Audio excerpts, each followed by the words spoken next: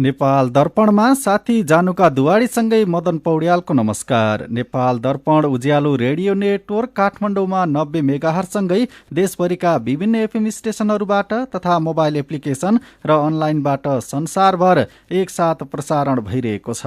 नेपाल दर्पण सुरु गरौं मुख्य खबरका शीर्षकहरूबाट।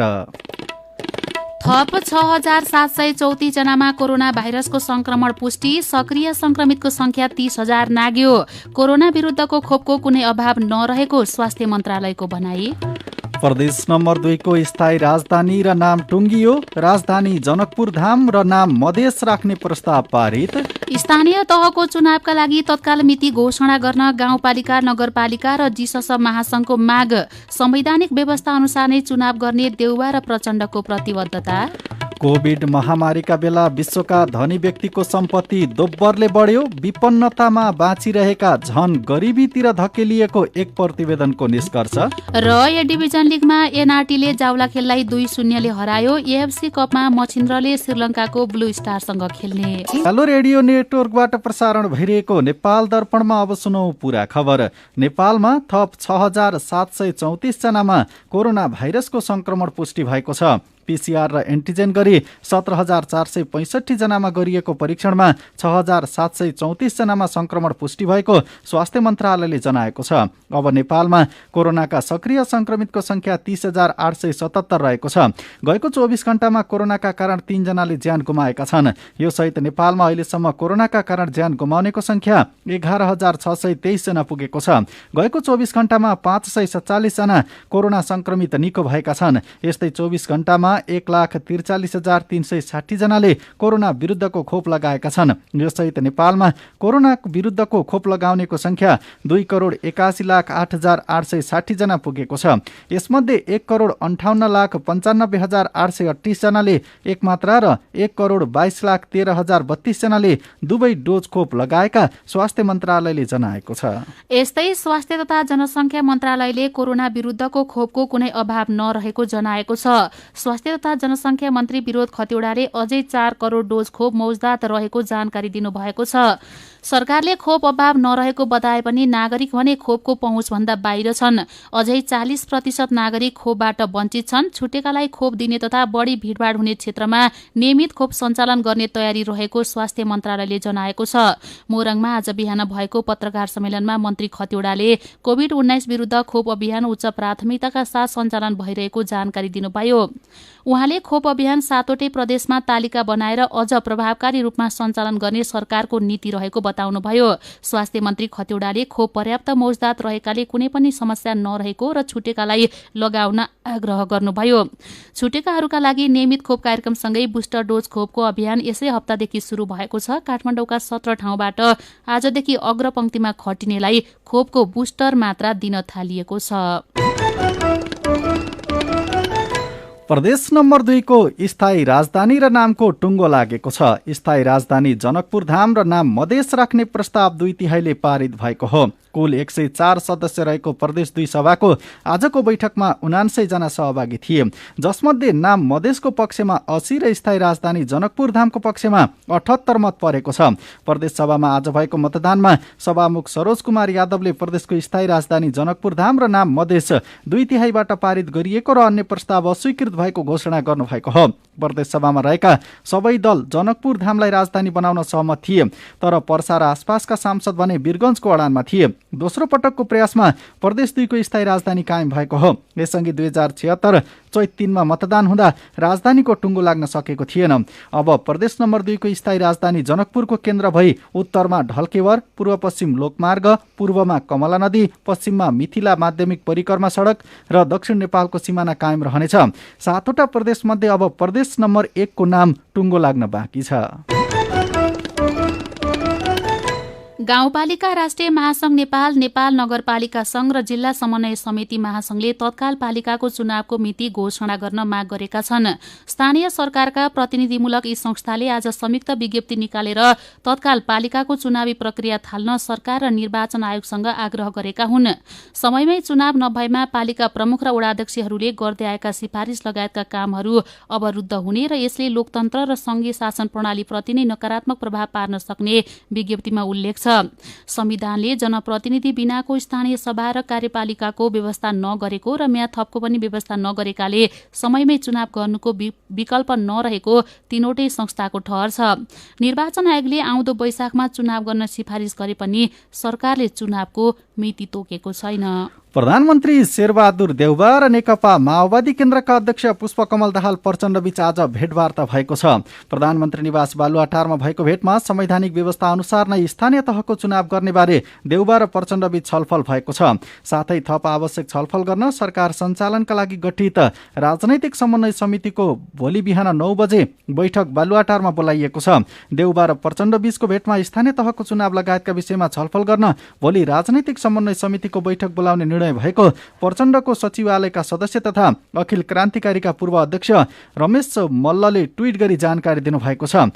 यसैबीच स्वास्थ्य तथा जनसङ्ख्या मन्त्री विरोध खतिवडाले यसै हप्ताभित्र स्थानीय तहको चुनावको मिति घोषणा हुने बताउनु भएको छ। अब बस्ने मन्त्री परिषद बैठकबाट सरकारले स्थानीय तह चुनावको मिति तय गर्ने जानकारी दिनुभयो। मोरङमा भएको पत्रकार सम्मेलनमा मन्त्री खतिवडाले 5 दलीय गठबन्धन चुनावका लागि प्रतिबद्ध रहेको र अब बस्ने मन्त्री परिषद बैठकबाट मिति टुङ्गो लाग्ने बताउनु भयो।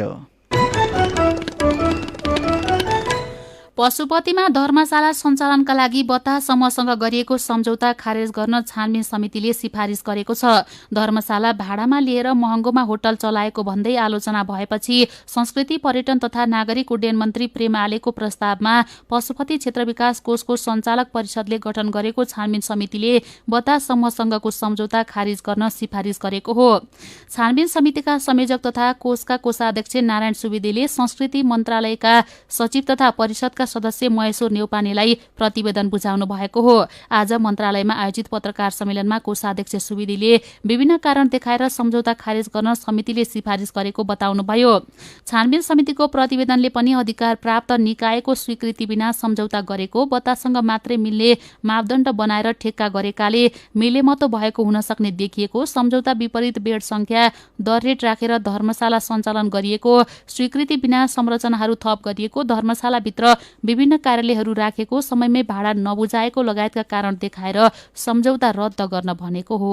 धर्मशाला निर्माण गर्दा र सम्झौता भए बमोजिम बेडको संख्या दर रेट फरक परेको, कोषलाई बुझाउनु पर्ने करिब 1 लाख भाडा मलाई लाग्छ 1 करोडको हाराहारीमा 79 लाख चान्चुन्छ, त्यो नबुझाएको, कोषको स्वीकृति बेबल विभिन्न संरचनाहरू निर्माण गरेको, जस्तो एकदम विलासिताका साधनहरू हुने गरी स्पा, जिम रूम जस्ता पनि स्ट्रक्चरहरू बनेका छन् जसमा कोषलाई जानकारी नै छैन र त्यो टपमा हेर्नुभयो भने त्यो प्रकारको छ र एकदम विलासी खालका तीहरू राखेर बनाइएको स्थिति छ। धर्मशालालाई पशुपति क्षेत्र विकास कोषले होटेल आनन्द प्राली बतास समूहलाई भाडामा दिएको थियो। नेपाल भारत मैत्री धर्मशाला भारत सरकारको 40 करोड रुपैयाँको लागतमा निर्माण भएको हो। सीधा कुरा प्रश्न विचार यो हो उज्यालो रेडियो नेटवर्क काठमाडौँमा 90 मेगाहर्ज। नेपाल दर्पणमा रिपोर्टसँगै खबरको सिलसिला बाँकी नै छ, सुन्दै गर्नुहोला। तपाईँ अहिले रेडियो, मोबाइल एप्लिकेसन र अनलाइनबाट प्रसारण भइरहेको उज्यालो रेडियो नेटवर्कको नेपाल दर्पण सुन्दै हुनुहुन्छ। यतिन्जेल हामीले थप 6,734 जनामा कोरोना भाइरसको संक्रमण पुष्टि, सक्रिय संक्रमितको संख्या 30,000 नाग्यो, प्रदेश 2 को स्थायी राजधानी जनकपुर धाम र नाम मधेस राख्ने प्रस्ताव पारित, स्थानीय तहको चुनावका लागि तत्काल मिति घोषणा गर्न गाउँपालिका, नगरपालिका र जीसस महासंघको माग, संवैधानिक व्यवस्था अनुसार नै चुनाव गर्ने देउबा र प्रचण्डको प्रतिबद्धता, पशुपति धर्मशाला बतास समूहलाई दिने सम्झौता खारेज गर्न सिफारिस लगायतका खबर प्रस्तुत गर्यौं। नेपाल दर्पणमा अब बाँकी प्रसंग। दैलेखको कोतगढीमा राखिएको ऐतिहासिक सुन्दरी तोप झण्डै 50 वर्षपछि फर्काइएको छ। सुन्दरी तोप विक्रमसम्म 2028 सालमा नेपाली सेनाले सुर्खेत ल्याएको थियो। पालिकाको समन्वयमा नेपाली सेनाले ऐतिहासिक सुन्दरी तोप कोतगढीमा राख्ने गरी दैलेखको सदरमुकाम नारायण नगरपालिका वडा नम्बर 1 को पुरानो बजार पुर्याएको हो। दैलेखबाट फर्किएपछि बर्दियाका उज्यालो सहकर्मी बाबुक योगीको रिपोर्ट।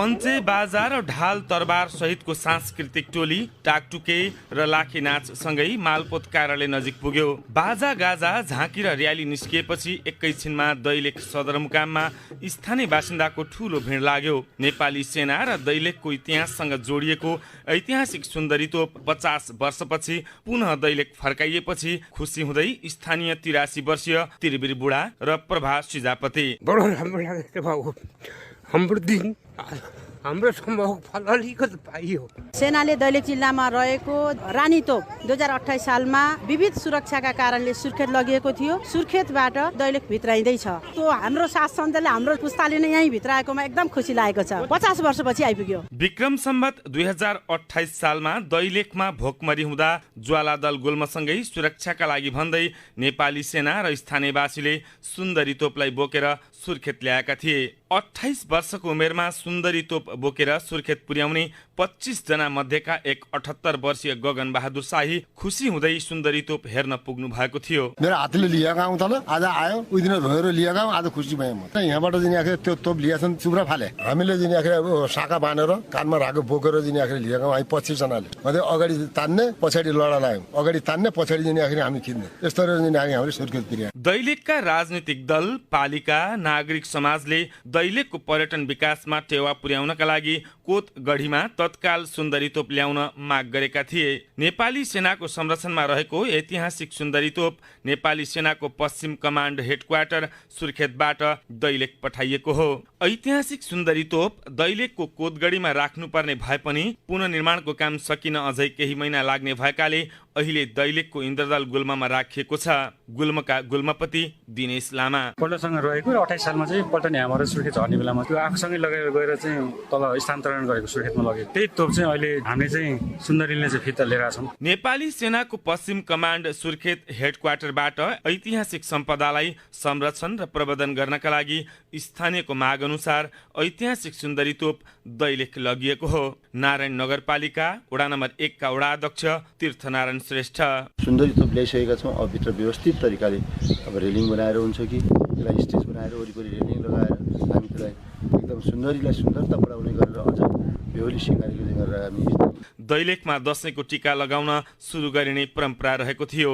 दैलेख जिल्लामा ऐतिहासिक तोपसँगै पानीमाथि आगो बल्ने सूर्यस्थान, नाभिस्थान, कोटिला, पादुका जस्ता पञ्चकोशी ज्वाला क्षेत्र, सिन्जा राज्यको शीतकालीन राज्य, नेपाली भाषाको पहिलो शिलालेख, पुरातात्विक देवल लगायतका ऐतिहासिक सम्पदाहरू छन्। कोतगढीमा रहेको ऐतिहासिक सुन्दरी तोप फेरि दैलेख पुर्याइएपछि जिल्लामा पर्यटकको आवागमन बढ्ने स्थानीय स्रोत भण्डारीको विश्वास छ।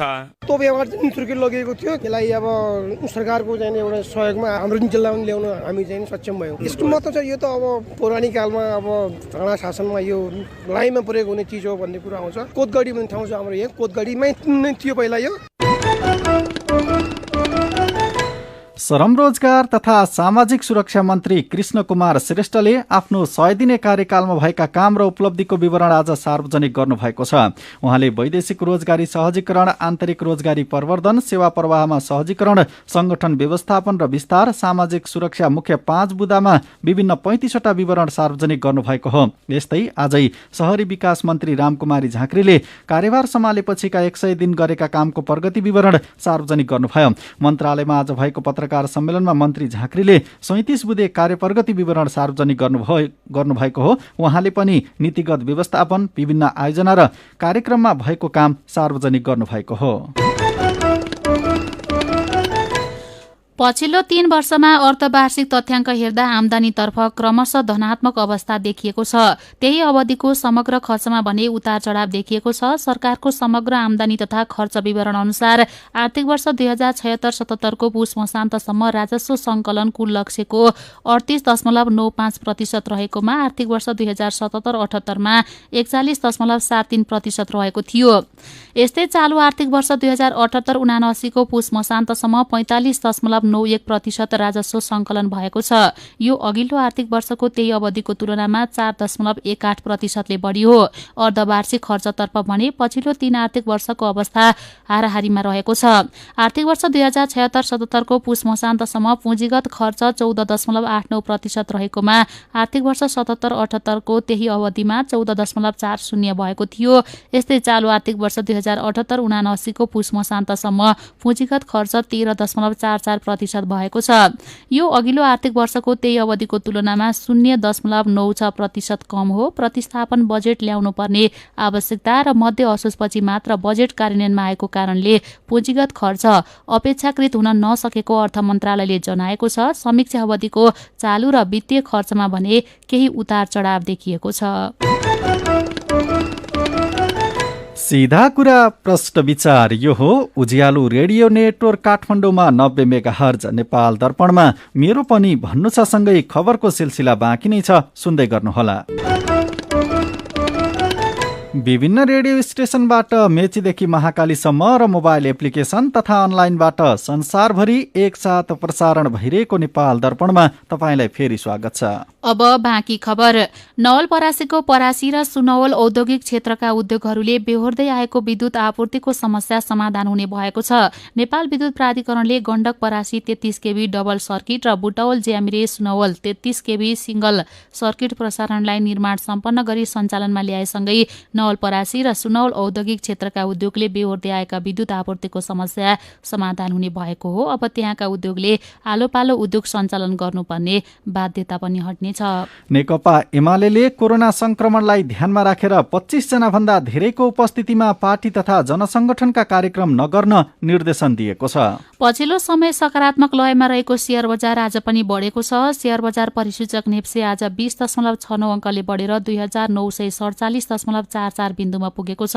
आज विकास बैंक, फाइनान्स र माइक्रो फाइनान्स समूहको शेयर घटेको छ, अरू समूहको शेयर बढेको छ। अलैँचीले भाउ पाएपछि भोजपुरका किसान उत्साहित भएका छन्। गएको वर्ष प्रतिमन 26,000 रुपैयाँमा बिक्री भएको अलैँची यस वर्ष प्रतिमन 40,200 रुपैयाँसम्ममा घरबाटै बिक्री भएको टेम्के मैयुङ गाउँपालिका 5 का किसान शिवकुमार विष्टले जानकारी दिनुभयो। अलैँचीको भाउ बढे पनि उत्पादन भने यस वर्ष गिरावट आएको विष्टले बताउनुभयो।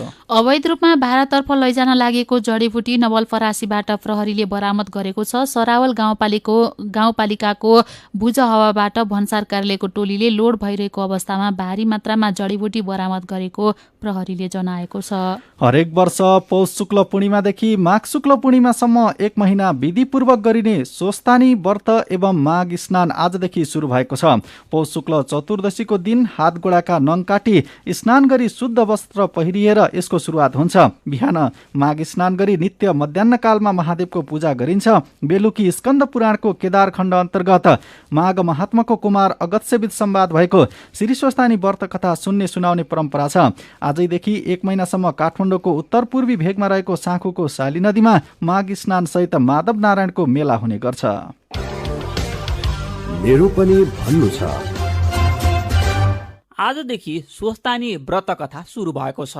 स्वस्थानी कथासँग जोडिएका केही रमाइला र गहकिला ट्विटलाई आजको मेरो पनि भन्नु छमा समेटेका छौं। युवराज भट्टराईले ट्विटरमा लेख्नु भएको छ, स्वस्थानीमा उल्लेख गरिएका भगवान, देवी, देवता, मनुष्य, यक्ष, गन्धर्व, किन्नर, किन्नरी, भूत, प्रेत, पिचास, दैत्य, राक्षस, गण, योगी, योगिनी, सन्यासी आदि मध्ये भगवान बाहेक अरू सबै हाम्रा वरिपरि दृश्य छन्। पहिचान गर्न सक्नु र नसक्नु चाहिँ आफ्नो क्षमता हो। प्रत्येक नाम राखेका साथीले लेख्नु भएको छ, स्वस्थानी व्रत कथाको कुनै पनि अध्यायमा न पार्वती मैनावरी भएर महादेवले भात पकाउनु परेको प्रसङ्ग आउँछ न त सतीदेवी नै। साँच्ची यो मैनावरी बार्ने चलन चाहिँ कसले चलाएछ कुन्नी? टेकनारायण पौडेलले पनि रमाइलो टिप्पणी लेख्नु भएको छ, स्वस्थानी कथामा गणेशको टाउको काटेर हात्तीको टाउको गाँसेको भनेर कथा पढिन्थ्यो। बल्ल अमेरिकामा मान्छेको शरीरमा सुँगुरको मुटु राखिएको सुन्न पाइयो। भनेपछि हाम्रो पूर्वीय दर्शनमा चिकित्सा विज्ञान कति पहिलादेखि रहेछ त भन्ने कुरो यसबाट थाहा हुन्छ नि। गालामा दारी, काँधमा जिम्मेवारी नाम राखेका साथीले स्वस्थानीको कथा शैलीलाई हिजो आजको चिसोसँग जोड्नु भएको छ। उहाँले रमाइलो पारामा लेख्नु भएको छ, हे अगस्त्य मुनि, सके चिसे पानीले नुहाउनु, नसके तातो पानीले नुहाउनु, त्यो पनि नसके हातखुट्टा मात्र धुनु, नभए मुख धुनु, नभए नुहाएको मान्छेलाई छुनु, र त्यो पनि नभए पानी सम्झेर राम राम भन्नु नुहाएको मानिनेछ यो माघमा। र सिजुवाल नाम राखेका साथीले रमाइलो पारामा टिप्पणी लेख्नु भएको छ, मन परेको केटा पाउन तीज, स्वस्थानी र ऋषि पञ्चमी, अनि मन परेको केटी पाउन चाहिँ लोकसेवा, सरकारी जागिर, IELTS, TOEFL, PR, green card. समानता कता छ खोइ? मेरो पनि भन्नु छ। मेरो पनि भन्नु छ प्रस्तुत गर्दै हुनुहुन्थ्यो मिलन तिमिल सिन्हा। नेपाल दर्पणमा अब विदेशको खबर। कोभिड महामारीका बेला विश्वका धनी व्यक्तिको सम्पत्ति दोब्बरले बढेको पाइएको छ, तर विपन्नतामा बाँचिरहेका नागरिक अझ गरिबीतिर धकेलिएको अक्सफाम परोपकारी संस्थाले जनाएको छ। यो संस्थाको प्रतिवेदन अनुसार विपन्न मानिसको आय न्यून भएका कारण विश्वमा दैनिक 21,000 जनाको ज्यान गएको छ। तर सन् 2020 को मार्च यता विश्वका शीर्ष 10 धनाढ्यको कुल सम्पत्ति 2 गुणाभन्दा बढी भएको संस्थाको प्रतिवेदनमा उल्लेख छ। डाभोसमा वर्ल्ड इकोनोमिक फोरमको बैठक सुरु हुँदा अक्सफामले विश्वमा व्याप्त असमानता बारे आफ्नो प्रतिवेदन सार्वजनिक गर्दै आएको छ। नेपाल दर्पणमा अब केही खेल खबर। शहीद स्मारक ए डिभिजन लिग फुटबलमा न्युरोड टिम एनआरटीले जावलाखेल युथ क्लबलाई हराएको छ। काठमाडौँको त्रिपुरेश्वरमा रहेको दशरथ रङ्गशालामा आज भएको खेलमा एनआरटीले जावलाखेललाई 2-0 गोलले हरायो। एनआरटीका लागि दर्शन गुरुङले नै 2वटा गोल गरे। अर्को खेल खबरमा एएफसी कप छनौट 2022 प्लेअफको पहिलो खेलमा मछिन्द्र फुटबल क्लबले श्रीलङ्काको ब्लू स्टारसँग खेल्ने भएको छ। एसियाली फुटबल महासंघ एएफसीको तालिका अनुसार मछिन्द्रले ब्लू स्टार प्रतिद्वन्दी पाएको हो। दक्षिण एसिया क्षेत्रमा रहेको मछिन्द्र र ब्लू स्टार बीचको खेल आउँदो अप्रिल 5 मा दशरथ रङ्गशालामा हुनेछ। यो खेलमा विजेताले दोस्रो चरणमा भारतको मोहन बगानसँग खेल्नेछ। दोस्रो चरणको खेल अप्रिल 12 मा हुनेछ। र प्रधानमन्त्री कप टी20 क्रिकेटमा नेपाल पुलिस क्लबले लगातार चौथो जित निकालेको छ। समय अन्तर्गत त्रिवी क्रिकेट मैदानमा आज भएको खेलमा पुलिसले प्रदेश 1लाई 6 विकेटले हराएको हो। प्रदेश 1ले जितका लागि दिएको 102 रनको लक्ष्य पुलिसले 13 ओभर 1 बलमा 4 विकेट गुमाएर भेट्टायो। यसअघि टस जितेर पहिले ब्याटिङ गरेको प्रदेश 1ले निर्धारित 20 ओभरमा 8 विकेट गुमाउँदै 101 रन जोडेको थियो। जेसँगै समयमा पुलिसको 8 अङ्क छ। त्रिभुवन आर्मी क्लबको 4 खेलमा 6 अङ्क छ। प्रधानमन्त्री कप क्रिकेटमा भोलि सेमिफाइनलका खेल हुँदैछन्। त्रिवी मैदानमा हुने पहिलो खेलमा नेपाल पुलिस क्लब र बागमती प्रदेश तथा दोस्रो सेमिफाइनलमा 2 विभागीय टोली एपीएफ क्लब र त्रिभुवन आर्मी क्लब खेल्दैछन्। खेल खबरसँगै उज्यालो रेडियो नेटवर्कबाट प्रसारण भइरहेको नेपाल दर्पणको समय सकिने लागेको छ। बिदा हुनु अघि आजका मुख्य खबरका शीर्षकहरू फेरि एकपटक। थप 6,734 जनामा कोरोना भाइरसको संक्रमण पुष्टि। सक्रिय संक्रमितको संख्या 30,000 नाग्यो। कोरोना विरुद्धको खोपको कुनै अभाव नरहेको स्वास्थ्य मन्त्रालयको भनाई। प्रदेश 2 को स्थायी राजधानी र नाम टुङ्गियो। राजधानी जनकपुर धाम र नाम मधेस राख्ने प्रस्ताव पारित। स्थानीय तहको चुनावका लागि तत्काल मिति घोषणा गर्न गाउँपालिका, नगरपालिका र जीसस महासंघको माग। संवैधानिक व्यवस्था अनुसार नै चुनाव गर्ने देउबा र प्रचण्डको प्रतिबद्धता। कोभिड महामारीका बेला विश्वका धनी व्यक्तिको सम्पत्ति दोब्बरले बढ्यो। विपन्नतामा बाँचिरहेका झन गरिबीतिर धकेलिएको एक प्रतिवेदनको निष्कर्ष। र ए डिभिजन लिगमा एनआरटीले जावलाखेललाई 2-0 हरायो। एएफसी कपमा मछिन्द्रले श्रीलङ्काको ब्लू स्टारसँग खेल्ने। आजको नेपाल दर्पण सकिएको छ। प्रविधिमा साथ दिने साथी सङ्घर्ष विष्टसँगै हामी जानुका दुवाडी र मदन पौड्याल पनि बिदा हुन्छौँ। कोरोना विरुद्धको खोप लगाउन छुट्नु भएको छ भने आफ्नो वडामा सम्पर्क गर्नुहोला। नमस्कार।